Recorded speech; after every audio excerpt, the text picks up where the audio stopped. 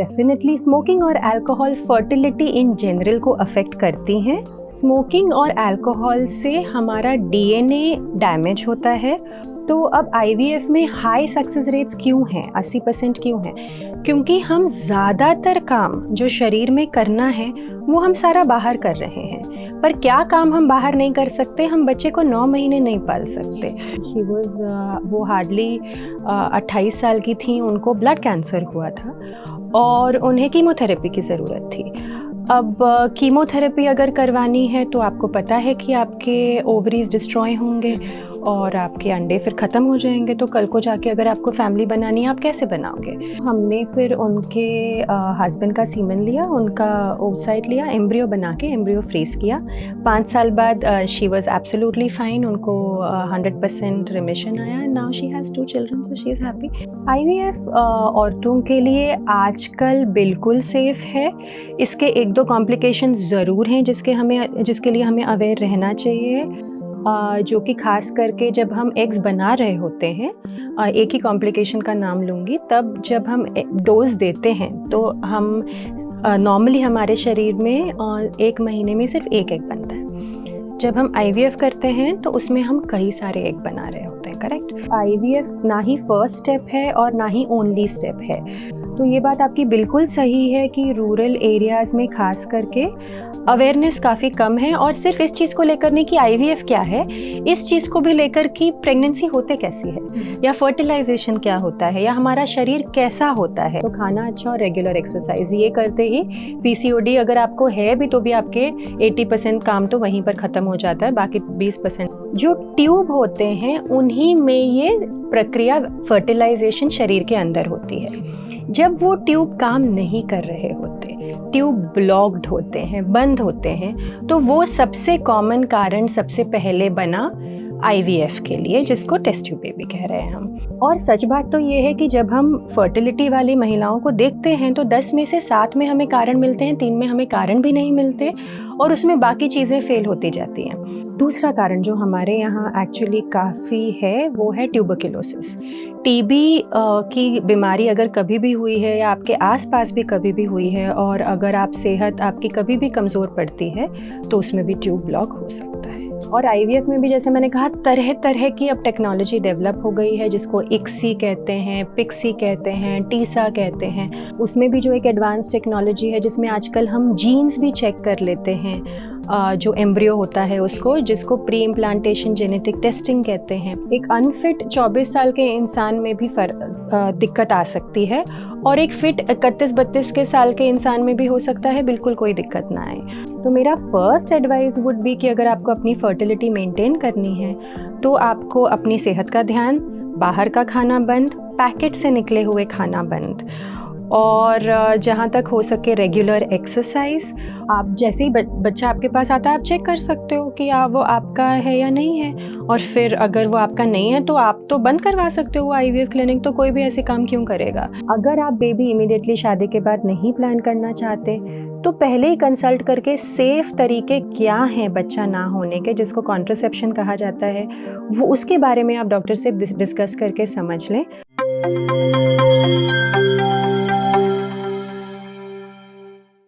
नमस्कार, मैं हूं शैली शर्मा और आप देख रहे हैं JP Haryana.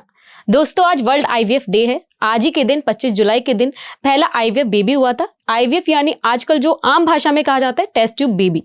Test tube baby वो होता है जिन महिलाओं को सामान्य तौर पर बच्चे नहीं होते, वो आईवीएफ तकनीक के माध्यम से बच्चे की प्राप्ति हो सकती है। आज इसी विषय पर आज हमारे साथ हैं डॉक्टर कीर्ति शर्मा, कलावती अस्पताल में आईवीएफ स्पेशलिस्ट है। मैम, आपके सबसे पहले आपका स्वागत है। Thank you. आप यही बताइए कि आईवीएफ क्या है, टेस्ट ट्यूब बेबी क्या होता है, इसके बारे में बताइए। तो आईवीएफ का अगर हम फुल फॉर्म देखें, जो एक अंग्रेजी वर्ड है, तो उसको इन विट्रो फर्टिलाइजेशन कहा जाता है।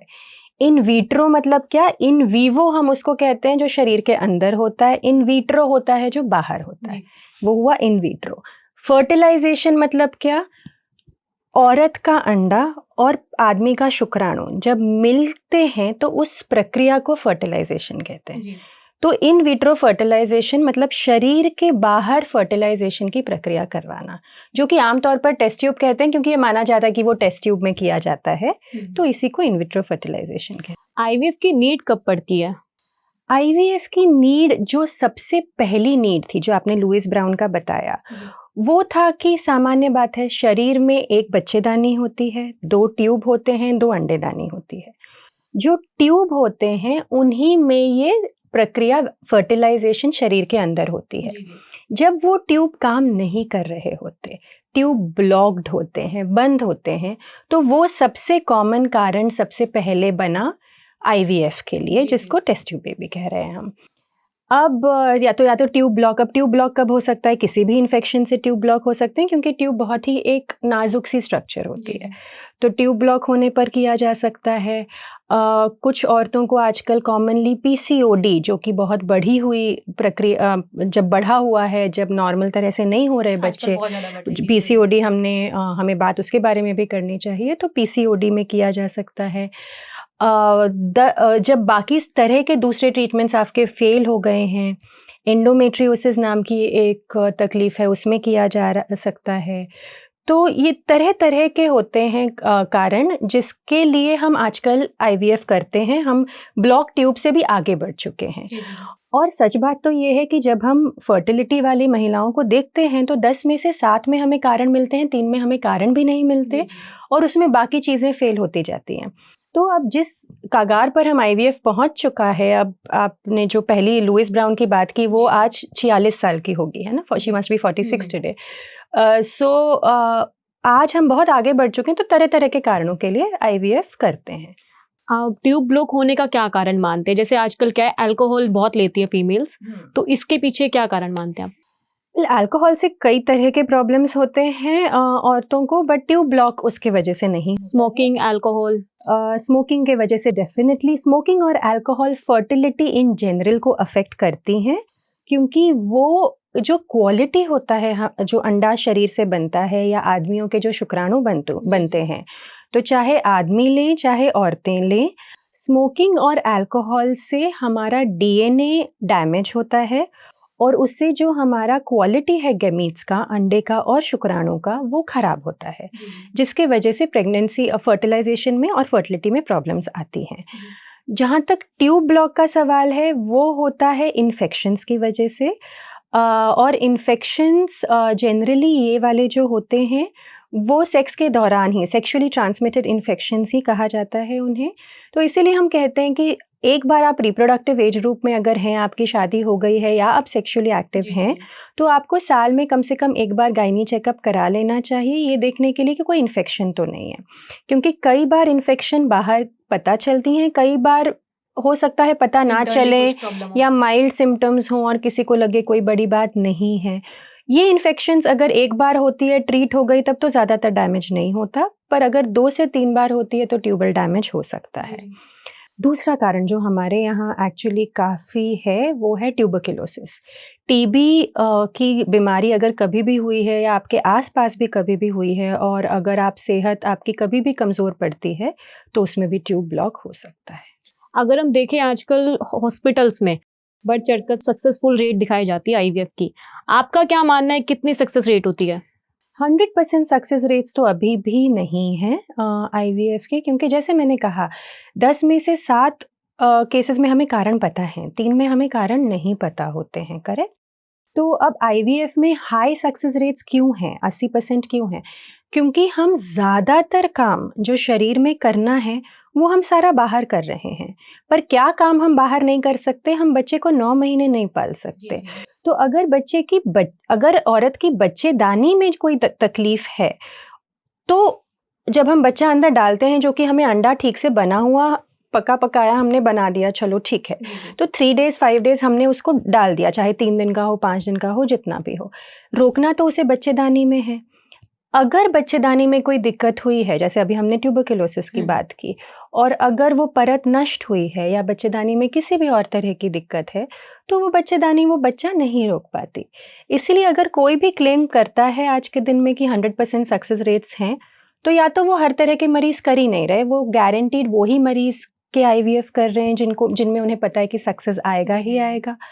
और इसीलिए आई वुड नेवर से कि 100% है, इट इज़ नॉट 100%, पर हाँ आजकल काफ़ी बढ़ गया है, and it is up to 75 to 80% in one cycle, है ना। मतलब कि अगर आप सेकंड साइकिल पे जाएंगे, हो सकता है फर्स्ट साइकिल फेल हो गया, आप में कोई मेजर कारण नहीं है, you can go for a second cycle, और फिर वो सारे चीज़ें। मैं एक इंटरव्यू देख रही थी कल, जैसे स्पर्म फ्रीज और एग फ्रीज, ये क्या होता है, इसमें डिफरेंस क्या होता है? तो बेसिकली फ्रीज आजकल हमारे पास एक केमिकल होता है जिसको कहते हैं लिक्विड नाइट्रोजन। उसमें हम गैमीट्स को डाल के, ये जो शुक्राणु हैं या अंडे हैं या एम्ब्रियो हैं, बना बनाया जो होता है, फर्टिलाइज्ड एग जो होता है वो एम्ब्रियो कहा जाता है। तो इन तीनों चीज़ों को हम बहुत ही लो टेम्परेचर पे कर देते हैं, to the tune of -35, 40, 50 degrees, और उस पे जाके वो फ्रीज़ हो जाता है। फ्रीज़ में जो उसके सेल्यूलर एक्टिविटी है, जो भी उसके अंदर प्रक्रिया होनी है, वो सारा स्टॉप हो जाता है। तो वो चीज़ वहीं उसी टाइम पे मान लो आपने स्टोर कर लिया। अगर कल को जाके मान लो 4 साल, 5 साल बाद, 1 साल बाद, 2 महीने बाद कभी भी लगता है कि हाँ ठीक है, अब हम तैयार हैं प्रेगनेंसी के लिए या किसी भी चीज़ के लिए, तो वो हम उसको डीफ्रीज़ करते हैं। और ये काफ़ी सेफ़ प्रोसेस है, ये काफ़ी ट्राइड एंड टेस्टेड प्रोसेस है। ये कुछ लोगों के लिए, और ये बहुत अच्छी चीज़ हो गई है, जैसे कि मान लो किसी को अगर यंग एज में कैंसर हो गया, जो कि मेरी इनफैक्ट एक दोस्त को हुआ था। शी वाज वो हार्डली 28 साल की थी, उनको ब्लड कैंसर हुआ था और उन्हें कीमोथेरेपी की ज़रूरत थी। अब कीमोथेरेपी अगर करवानी है तो आपको पता है कि आपके ओवरीज डिस्ट्रॉय होंगे और आपके अंडे फिर ख़त्म हो जाएंगे। तो कल को जाके अगर आपको फैमिली बनानी है, आप कैसे बनाओगे? तो वो उस मोमेंट पे ये ज़्यादा कारगर साबित होता है। एब्सोल्युटली। तो वो उस टाइम पर मैरिड थी। तो हमने फिर उनके हस्बैंड का सीमेन लिया, उनका ओवसाइट लिया, एम्ब्रियो बना के एम्ब्रियो फ्रीज़ किया। 5 साल बाद शी वाज़ एब्सोल्युटली फाइन, उनको 100% रिमिशन आया and now she has 2 children, so she is happy. But यही कुछ साल पहले अगर हमारे पास फ्रीजिंग नहीं होता तो पॉसिबल नहीं होता। सेम थिंग, अगर आपको डिले करना है किसी रीज़न से अपनी प्रेगनेंसी, तरह-तरह के हमारे एक्सपेक्टेशन होते हैं। शादी अगर लेट करनी हो तो, शादी लेट करनी हो, लिविंग में रह रहे हो, लिव इन में रह रहे हो, या करियर पे फोकस करना है, कुछ भी करना है, बट एक बायोलॉजिकल क्लॉक तो होता है। विथ एज आप उसका जेनेटिक क्वालिटी ख़राब होता है, तो फिर आपके लिए ये एक ऑप्शन, आप मेडिकल रीजंस के लिए नहीं तो नॉन मेडिकल रीजंस के लिए भी आजकल अवेलेबल है कि आप अपना oocyte फ्रीज़ करा दें या आप अपना स्पर्म फ्रीज़ करवा दें और उसको आगे जाके आप यूज़ कर सकें। बाय एंड लार्ज हम एम्ब्रियो फ्रीज़ करना सबसे बेस्ट रहता है टेक्नोलॉजी वाइज, कि अगर आप मैरिड हैं और आप पोस्टपोन करवाना चाहते हैं, या आपके पास आपका कोई पार्टनर है जिसको आप कमिटेड हैं और आप सोचते हैं बस आप उस टाइम पे रेडी नहीं हैं, तो आप वो एम्ब्रियो बना के फ्रीज कर लें। That is much better than सिर्फ एग या सिर्फ सीमेन फ्रीज करवाना, but it can be done. IVF कितना सेफ मानते हैं आप? आईवीएफ औरतों के लिए आजकल बिल्कुल सेफ़ है। इसके 1-2 कॉम्प्लिकेशन ज़रूर हैं जिसके लिए हमें अवेयर रहना चाहिए, जो कि ख़ास करके जब हम एग्स बना रहे होते हैं। एक ही कॉम्प्लिकेशन का नाम लूँगी, तब जब हम डोज़ देते हैं तो हम नॉर्मली हमारे शरीर में 1 महीने में सिर्फ 1 एग बनता है। जब हम आईवीएफ करते हैं तो उसमें हम कई सारे एग बना रहे होते हैं, करेक्ट? तो वो जब कई सारे एग बना रहे होते हैं तो वो एग में प्रोटीन, फ्लूइड, ये सारी चीज़ें होती हैं जो आपके शरीर से निकलने वाली हैं एकदम से। तो उससे एक कॉम्प्लिकेशन होता है जिसे कहते हैं ovarian hyper stimulation syndrome, OHSS, जिसमें माँ को कई तरह के प्रॉब्लम्स हो सकते हैं। वो ज़्यादा तब होता है जब उसके बाद प्रेगनेंसी होती है। तो इसीलिए आजकल आईवीएफ में कई तरीके आ गए हैं जिसमें हम फ्रीज़ कर देते हैं, उस साइकिल में ट्रांसफ़र नहीं करते, माँ को पहले रिकवर कराते हैं। But this is one complication, OHSS, जिसके बारे में औरतों को अवेयर रहना ज़रूरी है। But otherwise IVF has become a very safe, बहुत ही सेफ़ प्रोसीजर है, ऐसी कोई चिंता की बात नहीं। आईवीएफ के अलावा और कोई टेक्नोलॉजी भी है, जैसे सामान्य तौर पर अगर पेरेंट्स नहीं बन पाता है कोई, तो और भी कोई टेक्नोलॉजी है? तो ये बहुत ज़रूरी है कि अगर आप प्रेगनेंसी आपको नहीं हो पा रही है तो आप पहले थॉरली इवैल्यूएट किया जाए आपको कि तकलीफ़ कहाँ पर आ रही है, और ट्रीटमेंट उस हिसाब से होता है। आईवीएफ ना ही फर्स्ट स्टेप है और ना ही ओनली स्टेप है। तो अगर आपको मान लो ट्यूब्स जैसे बता दिया कि ब्लॉक्ड है, हाँ, एक टेस्ट किया, ट्यूब्स ब्लॉक्ड है, आपको बता दिया कि, और फिर आपने सोचा हो अब तो IVF जाना पड़ेगा। No, that's not the case. आपको पहले एक स्टेप होता है जिसमें आप लैप्रोस्कोपी करवा सकते हैं, जो कि ये की होल सर्जरी, जो दूरबीन से सर्जरी होती है वो होती है, जिसमें देखा जा सकता है कि क्यों बंद है और खोला जा सकता है कि नहीं ट्यूब्स को। तो लैप्रोस्कोपी भी एक ऑप्शन होता है जो कि आपको टेस्टिंग और ठीक हो सकती है क्या वो तकलीफ़, उसके लिए हेल्प करता है। PCOD में भी लैप्रोस्कोपी का रोल है। एंडोमेट्रियोसिस नाम की एक तकलीफ़ है जिसमें लैप्रोस्कोपी का रोल है। TB के कई पेशेंट्स TB की दवाइयों के बाद। तो कहने का मतलब कि IVF एक तरह का फाइनल चीज़ बन चुका है, क्योंकि उसमें बहुत सारे प्रॉब्लम्स का एक सल्यूशन मिल जाता है। और IVF में भी जैसे मैंने कहा तरह तरह की अब टेक्नोलॉजी डेवलप हो गई है, जिसको ICSI कहते हैं, PICSI कहते हैं, TISA कहते हैं, और तरह की चीज़ें हो गई हैं। उसमें भी जो एक एडवांस टेक्नोलॉजी है जिसमें आजकल हम जीन्स भी चेक कर लेते हैं, जो एम्ब्रियो होता है उसको, जिसको प्री इम्प्लांटेशन जेनेटिक टेस्टिंग कहते हैं। तो कई सारे हमारे मरीज़ होते हैं जिनमें कोई जेनेटिक डिसऑर्डर होता है, उनमें हम ये चेक करके भी दे सकते हैं। तो हाँ, टेक्नोलॉजी डेवलप हो गया है, पर हमारा जो बेसिक्स है वो नहीं बदले, कि आपको पहले तो डॉक्टर के पास जाना है, जांच करवाना है, कारण ढूंढना है कि जो हो रहा है वो क्यों हो रहा है, और उस हिसाब से इलाज करवाना है। ये नहीं कि भाई मैं, जैसे कई मरीज आते हैं हम, हाँ, सीधा जाकर के IVF कर दीजिए, हम लाइक पर क्यों, प्रॉब्लम्स नहीं जानिए पहले। हाँ, तो IVF को लेकर के अगर हम अवेयरनेस की बात करें, अर्बन एरियाज में तो लोग पढ़े होते हैं कि कर लेते हैं, जानकारी ले लेते हैं, गूगल से ले लेते हैं, लेकिन हम जब जाते हैं रूरल एरिया में, IVF पर ट्रस्ट नहीं किया जाता है, डर लगता है पेरेंट्स को कि जो कपल है उनके पेरेंट्स को भी डर लगता है कि कितना सेफ होगा। तो इस कंडीशन में आपकी ओर से या फिर समाज की ओर से क्या जागरूकता अभियान चलाया जाता है, क्या कैंप लगाए जाते हैं? हम तरह तरह से एजुकेट करते हैं लोगों को। IVF कैंप्स एक रेगुलर चीज़ होती है जिसमें हम दिन में 3 बार मीटिंग्स करते हैं। हमारे पास जो भी पेशेंट आते हैं, जो भी कपल आते हैं, उनके साथ जैसे आपके साथ मैं इंटरव्यू कर रही हूँ, वैसे मैंने पहले भी 1-2 इंटरव्यू किए हुए हैं, जिसमें हम बताने, फिर हमारा फेसबुक पेज और ये सारा होता है जिसमें हम जानकारी देते हैं कि ये प्रोसीजर में एग्जैक्टली किया क्या जाता है। और जो भी इनफर्टिलिटी के कपल हैं जिनको हम IVF के लिए कहते हैं, पहले हम उन्हें समझाते हैं कि आपके साथ किया क्या जाएगा एग्जैक्टली। तो ये बात आपकी बिल्कुल सही है कि रूरल एरियाज़ में ख़ास करके अवेयरनेस काफ़ी कम है, और सिर्फ इस चीज़ को लेकर नहीं कि IVF क्या है, इस चीज़ को भी लेकर कि प्रेगनेंसी होते कैसी है, या फर्टिलाइजेशन क्या होता है, या हमारा शरीर कैसा होता है। इन चीज़ों से हमें शुरुआत करनी पड़ती है। जस्ट सिर्फ इतना बताना कि 1 बच्चेदानी है, 2 अंडेदानी है, 2 ट्यूब है, यही कितने औरतों के लिए एक नई चीज़ होती है, विच इज़ सैड, क्योंकि ये सारी चीज़ें तो पहले से ओपन भी नहीं डिस्कस कर पाते हैं। और ये सारी चीज़ें स्कूल में होनी चाहिए, और आजकल होती भी हैं। तो ये अगर वो आ रहे हैं हमारे पास अभी भी ऐसे लोग, तो ये थोड़ी सी सैड बात है। बाकी हमारे तरफ से हम जितने हमें एवेन्यूज़ मिलते हैं, वो सारे तरह से एजुकेशन करते हैं। आजकल हम देखते हैं कि युवक युवतियां लेट शादी करती हैं, 29-30 की उम्र में करते हैं, आजकल एक नॉर्मल चल चुका है ये चलन। तो इस पर आपका क्या कहना है, क्या ये ठीक है या नहीं है? क्योंकि बच्चे पैदा होने में थोड़ी सी दिक्कतें आती हैं, बोलते हैं कि 30 एज बाद थोड़ी सी इशू आने लगते हैं इस चीज़ में, तो क्या कहना है आपका? मैं कहूँगी कि अनफॉर्चुनेटली ये बात गलत नहीं है। एज के साथ-साथ जैसे हमारा शरीर बदलता है, हमारे जीन्स बदलते हैं, दिक्कत आ सकती है। पर एट द सेम टाइम ये कोई रूल नहीं है।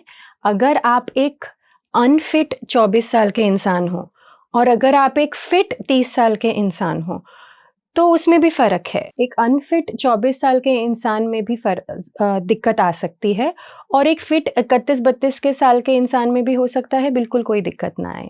तो मैं कहूँगी कि सबसे पहले आपको अपने जनरल फिटनेस का ध्यान रखना है, खाने-पीने का ध्यान रखना है। आजकल हमारे पास प्रॉब्लम्स हैं, जैसे पोल्यूशन है, जैसे खाने में पेस्टिसाइड्स हैं, जैसे पैकेट में तरह-तरह के केमिकल्स होते हैं जिन्हें हम हार्मोन डिसरप्टर्स कहते हैं। तो मेरा फर्स्ट एडवाइस वुड बी कि अगर आपको अपनी फर्टिलिटी मेंटेन करनी है, तो आपको अपनी सेहत का ध्यान, बाहर का खाना बंद, पैकेट से निकले हुए खाना बंद, और जहाँ तक हो सके रेगुलर एक्सरसाइज, और ये सब, और अच्छे सा बैलेंस डाइट अगर आप लेंगे तो ज़्यादातर केसेस में दिक्कत नहीं आएगी। और अगर आप मैं कोई जजमेंट एज डॉक्टर्स हम नहीं करते कि आपका लाइफ कैसे गया है, वो डिपेंड करता है, बॉडी लाइफस्टाइल पे डिपेंड करता है। हाँ, और कई लोगों की कई तरह की मजबूरियाँ भी होती हैं, कई बार लेट कंसीव करने के लिए या लेट प्लान करने के लिए।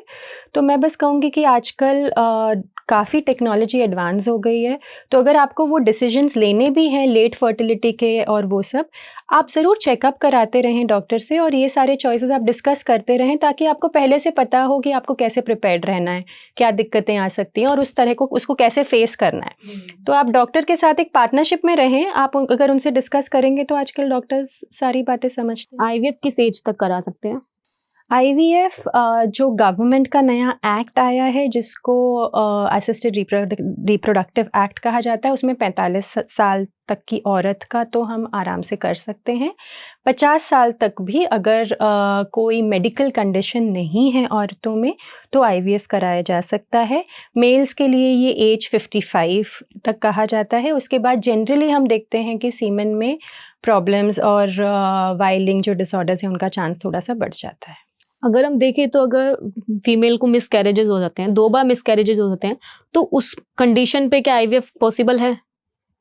पॉसिबल तो है, पर अगेन एज आई सेड, हमें जानना है कि क्यों हुए ये मिसकैरेजेस, वो ज़रूरी है। क्या वो मिसकैरेजेस कोई अंदरूनी तरह से जेनेटिक प्रॉब्लम है औरत में या आदमी में, उसके वजह से हो रहा है, या कोई ऑटो इम्यून कंडीशन है, या कोई मेडिकल डिसऑर्डर है, तो उस हिसाब से इलाज चलता है उसका। अगर मतलब ऐसा नहीं है कि आप ऐसे में आईवीएफ, वो तो आपके बच्चा ठहरने में तो आपको दिक्कत नहीं आ रही, तो इसमें IVF is not the answer only. इसमें आपको कॉज ढूंढना है। अगर कोई जेनेटिक कॉज निकल के आता है तो हम IVF with pre implantation genetic जो टेस्टिंग की मैंने बात की वो हम ऑफ़र कर सकते हैं, और उसमें जो नॉर्मल एम्ब्रियो है वो चूज़ करके हम डालते हैं, तो उसमें मिसकैरेज रेट्स बहुत कम हो जाते हैं। आईवीएफ को लेकर के मिथ क्या है?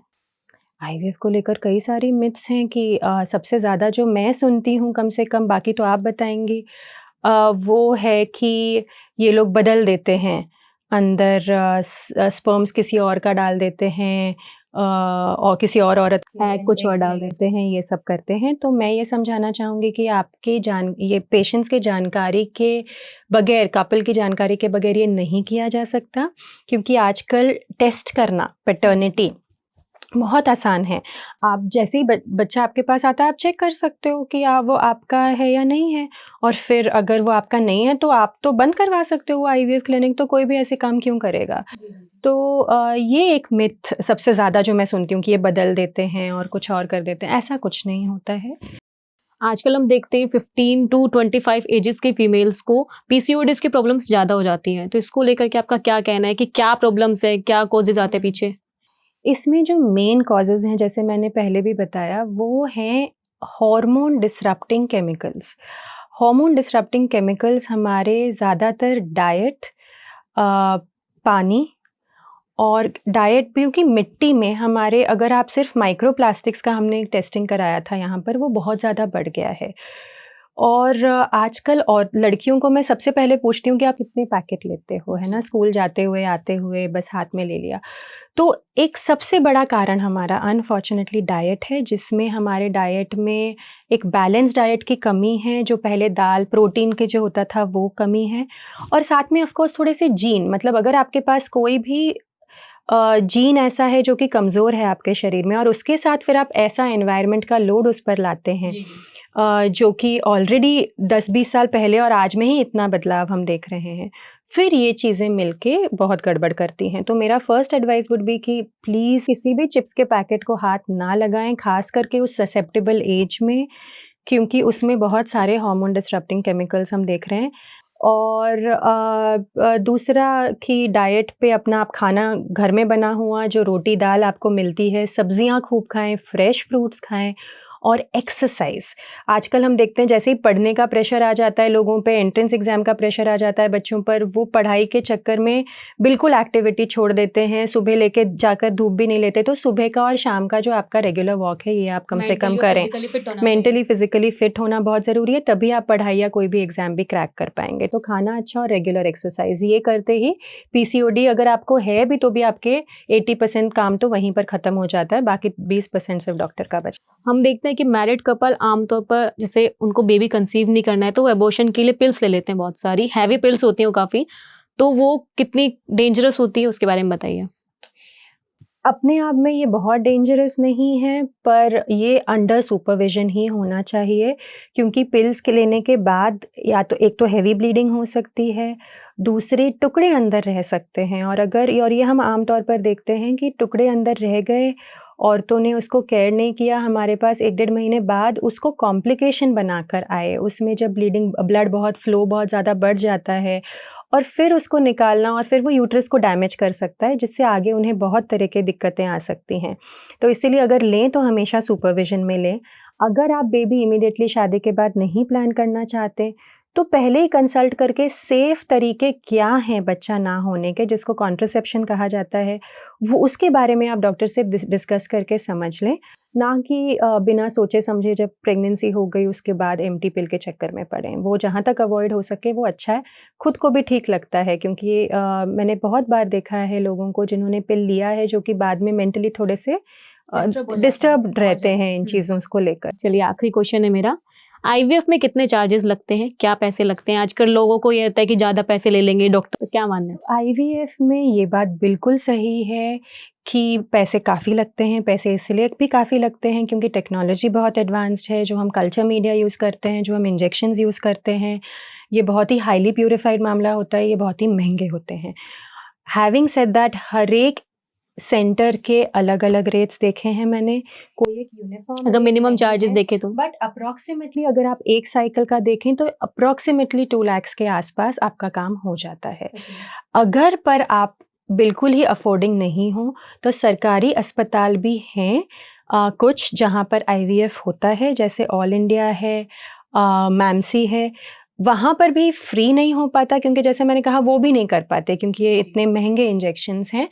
तो पर वहाँ पर मैंने जो सुना है जो पहले होता था वो था 80,000 से 1,20,000, तो वो उस रेंज में हो जाता था। Okay, thank you so much doctor Kirti, thank you.